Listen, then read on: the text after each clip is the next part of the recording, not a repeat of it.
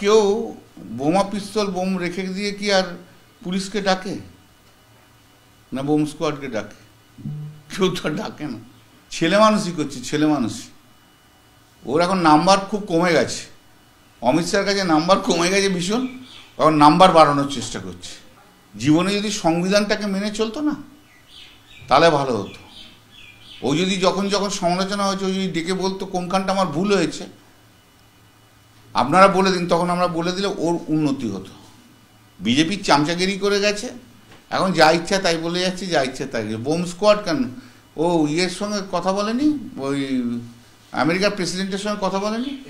হ্যাঁ হ্যাঁ, এফডিআইকে নিয়ে আসুক না, তাতে কী এসে যাচ্ছে? ওনার তো পার্লামেন্টারি প্র্যাকটিস সম্বন্ধে কোনো ধ্যান ধারণাও নেই, জ্ঞানও নেই, তাই জন্য উনি বলছেন। আর উনি যদি লেখেন না তখন রাজ্যপাল নিয়ে আলোচনাটা শুরু হবে পার্লামেন্টে, কারণ পার্লামেন্টে রাজ্যপাল নিয়ে আলোচনা করা যায় না। তো উনি লিখলেই সঙ্গে সঙ্গে রাজ্যপাল নিয়ে আলোচনা হবে, সব অপোজিশন একসঙ্গে লাফিয়ে উঠবে রাজ্যপাল নিয়ে আলোচনা হোক।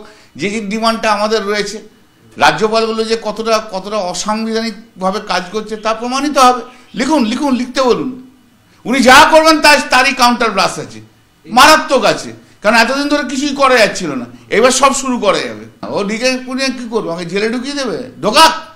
সত্যি কথা বলার জন্য একটা অসাংবিধানিক মিথ্যেবাদী চাটুকার রাজ্যপালের বিরুদ্ধে কথা বলার জন্য 50 বার জেলে যেতে রাজি আছে।